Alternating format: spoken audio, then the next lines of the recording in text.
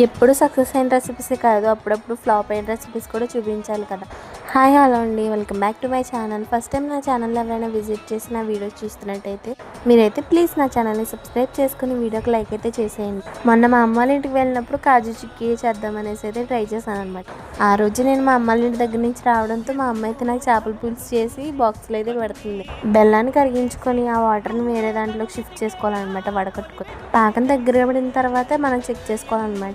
ఈ రోజుల్లో ఏంటంటే బెల్లాన్ని కూడా కల్తీ చేసేసారు మొత్తం. చిక్కీ చేద్దామనేసి అయితే మా అమ్మ కేజీ బెల్లం అయితే తీసుకొచ్చింది. అది అసలు బెల్లమే కాదు, పంచదార పాకం పెట్టేశారనమాట. మనమేమో షుగర్ మంచిది కాదని బెల్లం తింటాం, బెల్లాన్ని కూడా కల్తీ చేసేస్తున్నారు. అలా పాకం చూసుకున్న తర్వాత కాజుని అయితే అందులో యాడ్ చేసుకొని నేనైతే నెయ్యి రాద్దాం ప్లేట్కి అనేసి అయితే పక్కకు వచ్చాను. అంతలోకి గట్టిగా అయిపోయింది అనమాట మొత్తం కూడా. ఎంత ట్రై చేసినా అది మాత్రం చిక్కీ అవ్వలేదు అనమాట. అయినా ఎలా చేసినా కానీ చిక్కీని విరుచుకునే కదా తినాలి, ఏమంటారు?